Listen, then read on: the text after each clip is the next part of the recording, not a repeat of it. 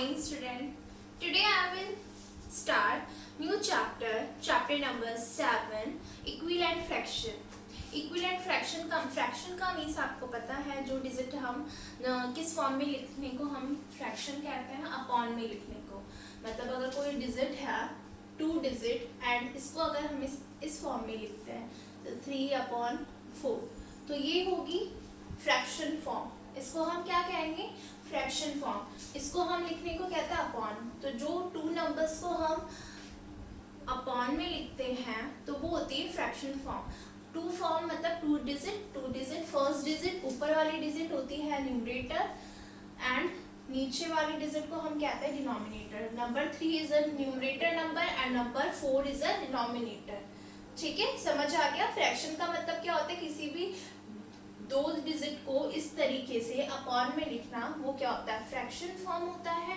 और ऊपर वाले नंबर को हम न्यूमरेटर कहते हैं और नीचे वाले नंबर को denominator. So first question is, और इक्विवेलेंट का मीन्स होता है, यहाँ फ्रैक्शन का मीन्स समझ आ गया, इक्विवेलेंट का मीन्स होता है इक्वल। ठीक है, इक्विवेलेंट किससे बना है? इक्वल से। First question is, find the equivalent fraction of the following by multiplying 2 numerator and denominator. इसका मतलब है कि हमें इक्विवेलेंट फ्रैक्शन फाइंड करने हैं और हमें इसके लिए क्या करना है? मल्टीप्लाई करना है 2। मल्टीप्लाई किसको करना है? 2 को। किससे करना है? Numerator and denominator. बहुत इजी क्वेश्चन है। क्वेश्चन फर्स्ट है यहाँ पे 1/2। तो हमें इसमें क्लियरली मेंशन है क्वेश्चन में कि हमें दोनों डिजिट को न्यूमरेटर एंड डिनोमिनेटर्स में लिखा हो ना, न्यूमरेटर एंड डिनोमिनेटर को मल्टीप्लाइंग किससे करनी है? 2 से।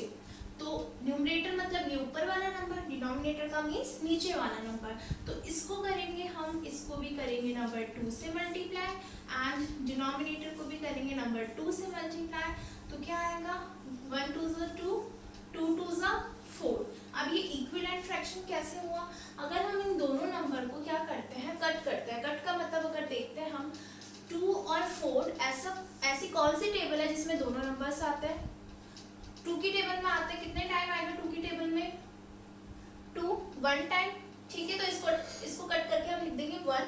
और 2 की टेबल में 4 कितने टाइम्स आता है? 2 टाइम्स। तो 1/2। अगर हम इन दोनों को कट करके लिखेंगे तो 1/2।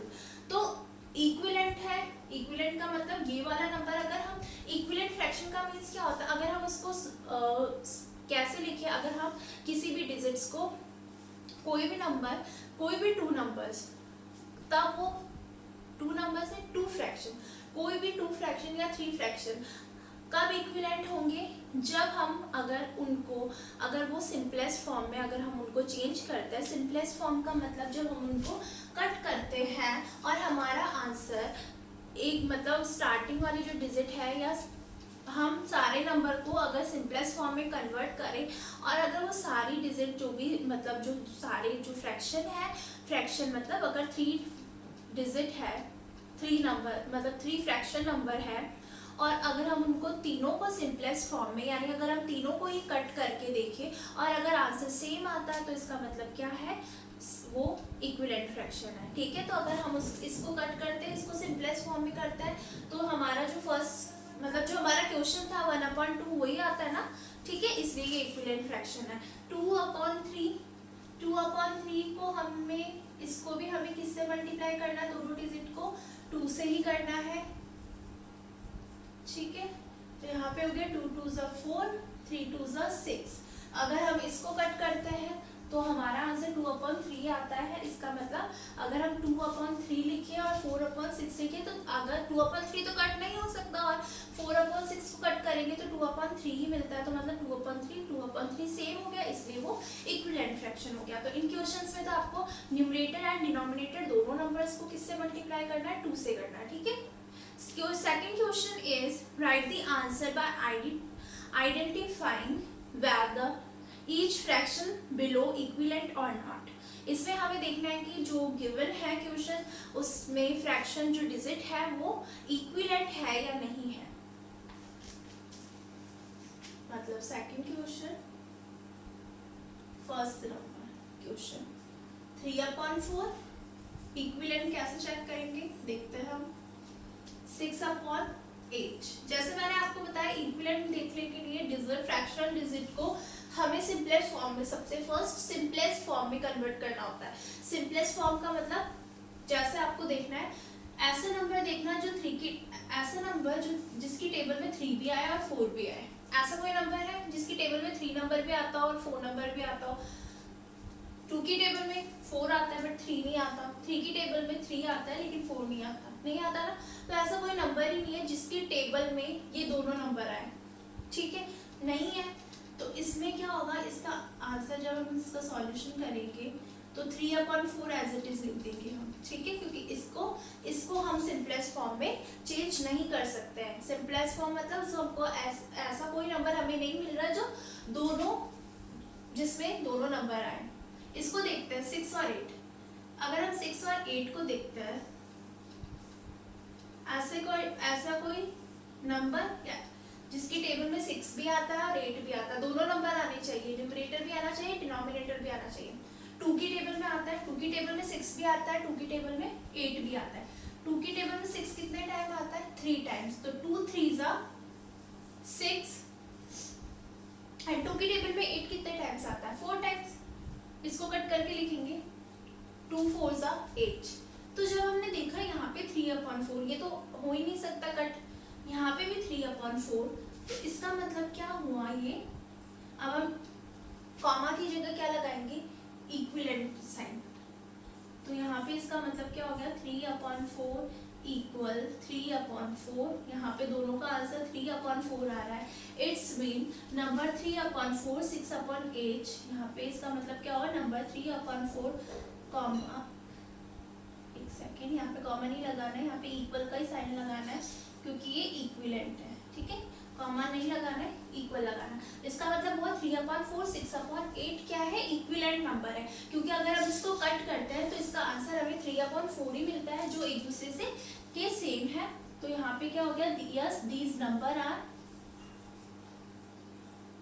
Yes 3/4 and 6/8 are equivalent.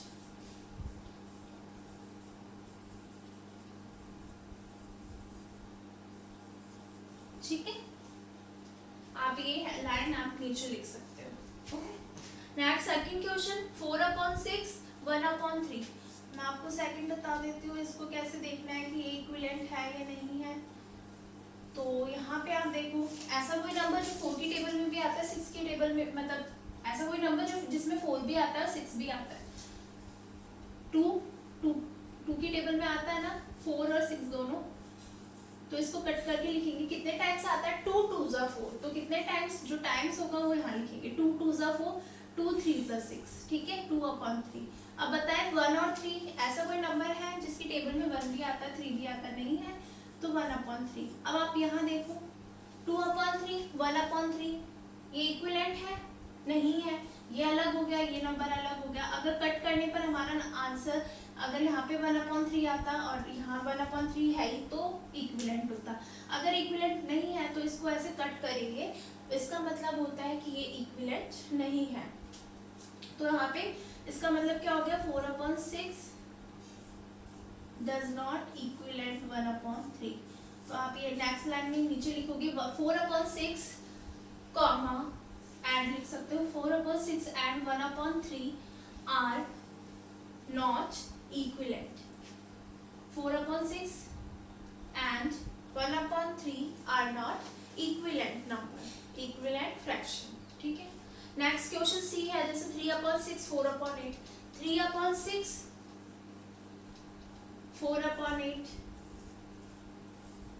तो इनमें देखो आप, ऐसा कोई नंबर जो 3 की टेबल, मतलब ऐसा कोई नंबर जिसमें 3 भी आता है और 6 भी आता है।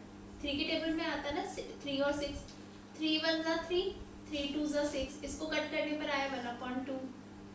इसको देखते हैं 4 और 8 को, ऐसा कोई नंबर जिसकी टेबल में 4 भी आता है 8 भी आता है, यस 2 की टेबल में भी आता है, 2 2 जा 4, 2 4 जा 8। अभी भी ये तो हो सकता है कट, क्योंकि 2 की टेबल में 2 भी आता है और 4 भी आता है, 1/2 है तो हम इक्वल का साइन लगा देंगे। आप इसको डायरेक्टली भी कर सकते हो। 4 और 8 किसकी टेबल में भी आता है, 4 की टेबल में भी आता है। 4 1 जा 4, 4 2 जा 8, डायरेक्ट भी ऐसे हो सकता है। 2 की टेबल से भी आप करोगे तो आपको 2 बार कट करना पड़ेगा। डायरेक्ट 4 की टेबल से आपका 1 टाइम में हो जाएगा, ठीक है। तो 1/2 1/2 इसका मतलब दोनों इक्वल है, तो 3/6 एंड 4/8 आर यस, यहाँ लिखोगे yes. 3/6 and 4/8 are equivalent fraction. Are equivalent fraction. Okay. And next question, third. Find the equivalent fraction of the following by multiplying 3 to numerator and denominator. As it is question है first की जैसे, बस first question में 2 से multiply करना था, इसमें आपको न्यूमरेटर एंड डिनोमिनेटर को किससे मल्टीप्लाई करना है, 3 से करना है। तो 1 और 4 को आप 1 और 4 को आप क्या करोगे, 3 से मल्टीप्लाई करोगे दोनों नंबर को, ठीक है। न्यूमरेटर और डिनोमिनेटर दोनों का लिखा हुआ है। 1 3 जा 3, 3 4 जा 12, बहुत ईजी है, ठीक है। बस इतना सा हो गया, ऐसे आपको करना है।